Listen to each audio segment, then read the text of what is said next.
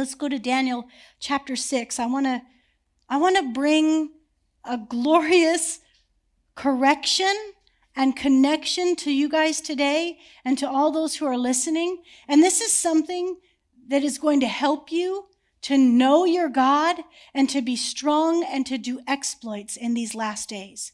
This is going to really help you. It's going to really help you. So we're going to look in Daniel chapter 6, and I'm going to read and talk and read and talk, just so you, there's a lot of reading, but we're going to get through this. Amen? In Daniel chapter 6, it says, "It pleased Darius to set over the kingdom 120 princes, which should be over the whole kingdom. And over these 3 presidents, of whom Daniel was first, that the princes might give accounts unto them, and that the king should have no damage. Then this Daniel was preferred above the presidents and princes, because an excellent spirit was in him, and the king thought to set him over the whole realm." Look at the favor that was shown to Daniel. And why was it shown to Daniel? It wasn't just shown to Daniel because Daniel was beautiful or because Daniel was great or because he had great charisma, but it says because an excellent spirit was in him. What is an excellent spirit? And how do we have that excellent spirit? And these are questions that we have to ask. We must ask. We must find out the answers to these questions, because here is the key to Daniel's deliverance. Right here. Then Daniel was preferred above the presidents and princes because an excellent spirit was in him, and the king sought to set him over the whole realm. So King Darius, even though he was not born again, because nobody was at this time, but he wasn't a Jew, he wasn't following God, King Darius honored Daniel. Amen. We see that. Then the presidents and princes sought to find occasion against Daniel concerning the kingdom, but they could not find none occasion nor fault, for as much as he was faithful, everyone say faithful, faithful, neither was there any error or fault found in him. So here is Daniel with an excellent spirit, right? And the king is ready to promote Daniel as ruler over the whole realm. And these other people who were appointed presidents with Daniel are now offended, and they're jealous, and they're going to try to find fault with Daniel. But could they find fault with Daniel? Could they find fault with Daniel? No. Why could they not find fault with Daniel? Because he had an excellent spirit in him, and because he was faithful, right? So Daniel was faithful. Daniel had an excellent spirit, and they could not find fault with him. So then said these men, "We shall not find any occasion against this Daniel, except that we find it against him concerning the law of God, of his God." Then these presidents and princes assembled together to the king and said to him, "King Darius, live forever. All the presidents of the kingdom, the governors and the princes, the counselors and the captains have consulted together to establish a royal statute and to make a firm decree that whosoever shall ask a petition of any god or any man for 30 days, save thee, O king, shall be cast into the den of lions." Okay, so here's what they did. They deceived the king. They all met together, but Daniel, who was a president and who was the first of the 3 main presidents, was not present in that meeting. So they lied about Daniel to the king. And we have people like this today who will go behind your back and lie about you to other people to gain people to themselves. So they did this. It was very wicked. They said to the king, "O king, live forever." They honored the king. The king isn't going to have his ears perked up because of disrespect. These people look good. They sound good. They said, all of us, and there was a great number of them, we all met together. We all decided that this should happen. The king doesn't have any reason to doubt them. He doesn't know that they excluded Daniel. He doesn't realize that. He says, you all met? You all agree? Seems good to me. Let's go ahead and do it. So then it says, now, O king, establish the decree and sign the writing that it be not changed, according to the law of the Medes and the Persians, which altereth not. Wherefore King Darius signed the writing and the decree.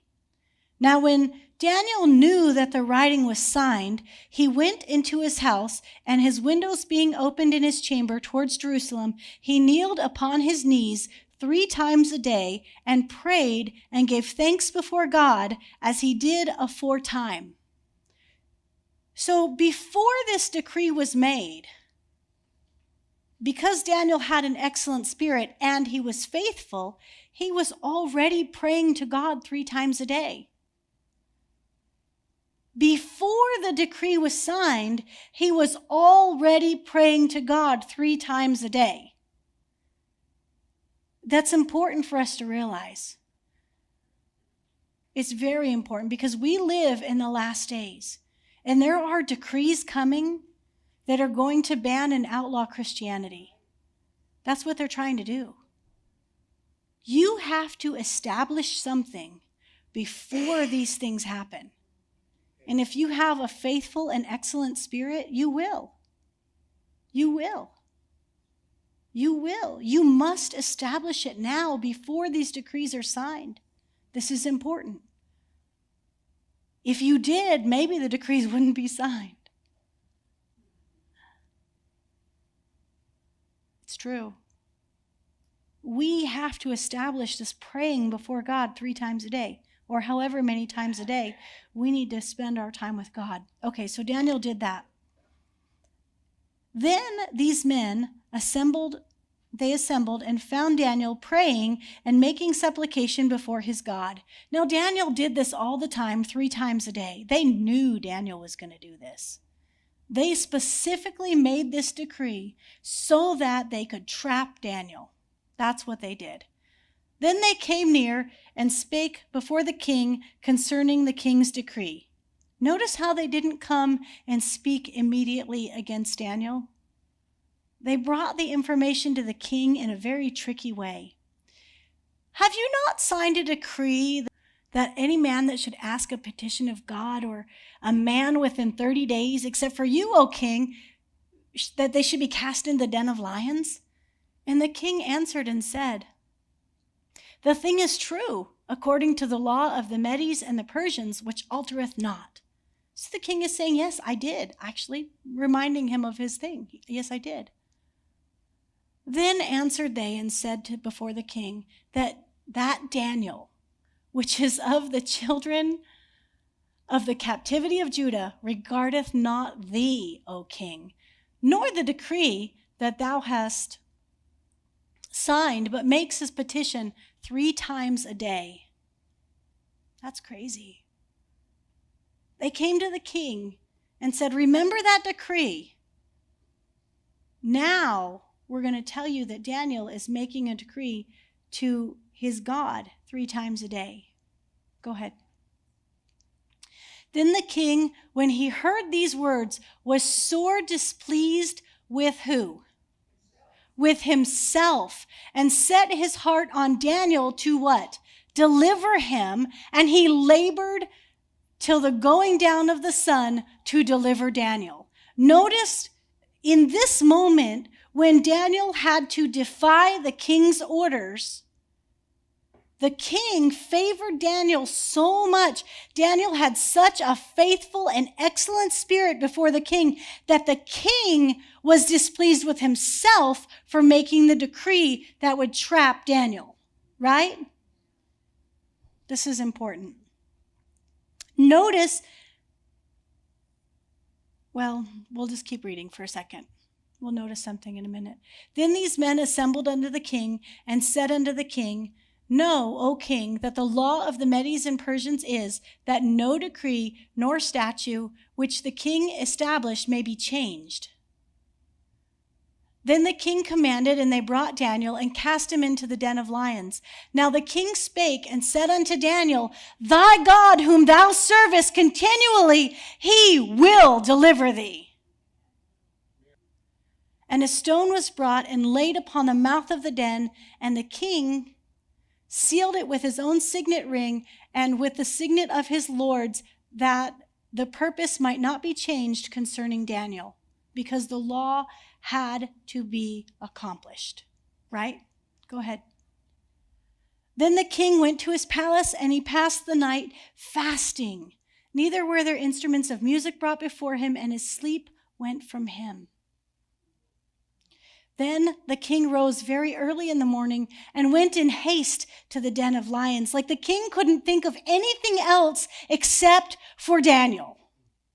He's not eating, he's not drinking, he's not making merry. He's just so distraught about what's going on and what could be happening with Daniel. Go ahead.